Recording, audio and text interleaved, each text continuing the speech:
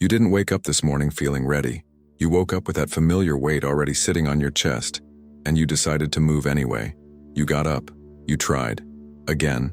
Not because it's been working, not because the evidence is on your side, but because somewhere underneath all of that exhaustion, something in you still refuses to fully let go. That thing, that refusal, is what this is about today. Not motivation, not mindset, not a framework that fixes everything by Tuesday. This is about a specific kind of pain that has no name in everyday language. A pain that doesn't get diagnosed, doesn't get sympathy, doesn't get acknowledged, even by the people who love you. And it lives in a place that most people never think to look, in the gap between how hard you are actually trying and how completely invisible that effort is to everyone around you. That gap is where people break, quietly, over time, without anyone noticing. You changed your habits. You rebuilt things from scratch. Not once, more than once. You made sacrifices nobody saw, adjustments nobody registered, decisions that cost you something real. You got up early when you didn't want to. You stayed up late when your body was already done. You swallowed things that deserved to be screamed. You tried a different approach, then another, then one more after that. And at the end of all of it, what did you get? More loss, more silence, more of that particular quiet that follows a real attempt when it collapses. The kind of silence that doesn't feel like rest. It feels like a verdict. The pain isn't the failure. The pain is that no one witnessed what you gave to avoid it. Hold on to that, because it gets worse before it gets clearer. When failure repeats across different areas of your life, your finances, your relationships, your health, your work, the mind does something very predictable. It starts looking for the pattern. And the terrifying thing about being someone who tries hard and keeps losing is that you are always there. You are present at every single failure. You are, every time, the only constant. So the brain does what brains do. It builds a conclusion from the data it has. Maybe I am the problem. And that thought doesn't just float there. It doesn't stay still. It sinks. It rewires things. It starts making decisions before you consciously do, making you smaller, making you hesitate, making you apologize for things that don't need an apology, or give up 3 steps earlier than you should. Or, and this one is the most insidious version of all, it makes you try harder, push harder, as if enough effort could finally override whatever invisible force keeps pulling the floor out from under you. You don't notice it happening at first. That's the problem. The trying stops being about the goal. It becomes about something else entirely, surviving the story in your own head, the one that says if you stop, if you actually stop, it confirms everything you've been afraid is true about yourself. So you keep going, not from hope, from fear of what stopping would mean.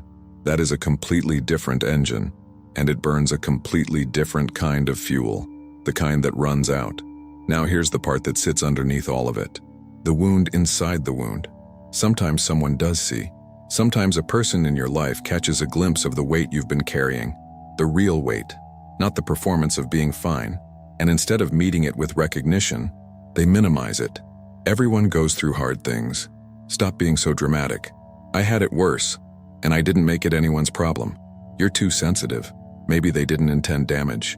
Maybe they were just uncomfortable with the size of what you were showing them and chose the fastest exit. It doesn't matter. What matters is what that moment teaches your nervous system. Quickly, efficiently, permanently, showing this is not safe. Needing to be seen as a liability. Keep it inside. So you do. The next attempt, you carry it alone. The one after that, alone again. Each one heavier than the last, and each failure landing somewhere deeper, because there is no one to process it with, no one to say, I see how much this cost you, and it mattered. Without that, the weight doesn't move. It doesn't go anywhere. It just stays, and it trains you. It doesn't break you all at once. It trains you. This is the part where a psychological concept becomes something more than academic. In the late 1960s, Martin Seligman ran experiments that would become foundational to how we understand human suffering. He exposed dogs to mild shocks they couldn't control or escape.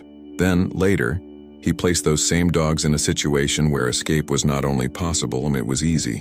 One small barrier, one step, they didn't take it. They lay down. They stopped. Not because they were incapable, because their nervous systems had already learned at a level deeper than logic that action does not produce relief, That trying changes nothing. He called it learned helplessness. And the mechanism isn't metaphorical in humans, it's neurological. When a person lives through sustained periods where genuine effort consistently produces pain, loss, or indifference, the brain begins to rewire its predictive system. It stops associating action with change. It starts treating effort as a cost with no return, not because the person is weak, because the brain is doing the most intelligent thing it can with the data it's been given. It's protecting you from expending energy on outcomes it has already calculated as impossible. And by the time you see it, it already changed you. The tragedy isn't that it happens. The tragedy is that it persists, even when conditions change, even when an actual opportunity appears right in front of you. Even when something different is genuinely possible, the nervous system doesn't update automatically. It's still running the old model, still predicting the same outcome, still bracing for the familiar impact that used to follow every attempt. This is what makes the pain compound. This is what separates it from ordinary failure or ordinary grief. Each attempt that ends badly adds a layer. Each dismissal adds a layer. Each area of your life where the pattern repeated, money, love, health, belonging, became another file in the internal case being built against you. And at some point you are not just tired from trying. You are exhausted from having to convince yourself, before every attempt, that trying is still worth doing at all. Something else grows in that place. Most people are ashamed to name it, a specific bitterness, not the kind that looks like grief, which is acceptable, which gets space. This kind looks more like resentment, toward people who seem to move through the world without friction, who reach and receive, who try and are met with results that actually correspond to their effort. You watch them, and you're glad for them in theory, somewhere in the part of you that still believes in fairness. But there is another corner, quieter, more honest, more pained, that asks, why not me? What is the thing I'm missing that they have? Is it something I can actually learn? Or is it something I was simply never given? That is not self-pity. That is a completely legitimate response to a genuinely unequal experience. And it deserves more than a platitude. It deserves to be looked at directly. Because here's what nobody explains. The emotional conditioning that builds underneath repeated failure isn't just discouragement. It's structural. It rewires the way you read every new situation before you've even started. You walk into something new already calculating odds you're not consciously aware you're calculating. You prepare for the exit before you finished entering, and you don't notice it because it doesn't feel like fear. It feels like realism. It feels like being smart about things, like not getting your hopes up for something that probably won't deliver anyway. That's what emotional conditioning looks like from the inside.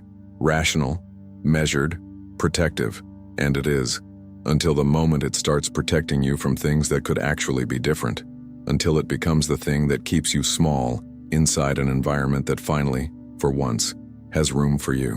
There's a mechanism behind that resentment that most people don't name. Psychologists call it a reinforcement loop, the pattern where repeated negative outcomes don't just discourage specific behaviors, they begin to condition the entire emotional system. Your brain doesn't just learn that this particular thing doesn't work.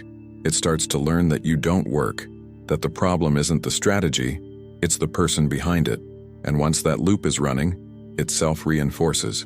Every new failure confirms the old prediction. Every hesitation produces the outcome that fear predicted.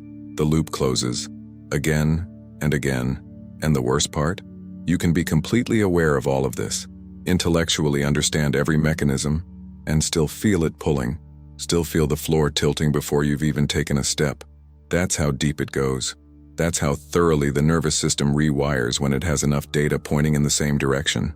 This is the moment people don't recover from. Not because recovery is impossible, because they never name what actually happened. They blame willpower. They blame mindset. They blame themselves for not trying hard enough, when the problem was never the volume of effort. The problem was that they were trying inside a system that was never built to give them what effort is supposed to return. So here is what I want to offer you. Not a solution, not a reframe that makes the pain disappear. Something smaller and more honest than that. The fact that you are still here, still willing to sit with this, still not fully gone, is not nothing. It would be genuinely easier to stop. A lot of people do. They stop trying in the visible ways and in the invisible ways, and they build a life organized around managing the absence of hope rather than pursuing its presence. You haven't done that. not completely. And the fact that you haven't, after everything the record could be used to justify quitting, that's not weakness. That's the only raw material that any kind of real change has ever been built from. But the goal right now is not to try harder. I need you to hear that specifically, because the instinct, after sitting with everything this just surfaced, is to weaponize it, to turn self-awareness into a new kind of pressure, to try the same way but now with better vocabulary for why it hurts. That's not the move. That's the old program wearing new clothes. The goal is to finally understand what you've actually been doing. You may have been trying in conditions that were never designed to support you, with tools that weren't built for your specific weight, carrying a narrative about yourself that was assembled from other people's discomfort, from environments that were indifferent to your effort, from a world that measured you by outcome and never once looked at input. Naming that is not defeat. Naming that is the first act of something genuinely different. I'm not going to tell you it gets easier. I don't know your life, and I won't insult you with a promise I can't keep. But I can tell you this: the pain you've been carrying, the invisible effort, the dismissed attempts, the accumulating weight of trying in silence while the world called it not enough, that pain has a name now. And things with names can be understood. Things that are understood can be approached differently. Not overnight, not perfectly, but differently. You were never supposed to carry this alone. That's not a comfort. That's a structural observation. The kind of effort you've been putting out was never designed to be a solo project. And somewhere in the way this broke, that got reversed. The responsibility got concentrated entirely on you, and the support disappeared, or was never there to begin with. And the question worth sitting with long after this ends, the one that actually matters, is not why do I keep failing? It's this: what would it look like to try with actual support, in actual alignment with who I am, without the weight of every dismissed attempt still riding on my back? You don't have to answer that today, but something just shifted in you. I can feel it in the way you're still here. You weren't failing. You were being trained to stop. And the fact that you didn't, fully, completely, permanently, is the only proof you need that something in you still knows the difference between what happened and what's actually true about you. That's where it starts. Right there. If this reached something you've been carrying for a while, drop one word in the comments. Just one. The word that describes what this kind of invisible exhaustion has felt like for you. I read every single one. Every time. And if you want to keep going deeper into what psychology actually says about how suffering compounds and how people genuinely come back from it, subscribe. We go deep here. No shortcuts. No performance. Just the real thing.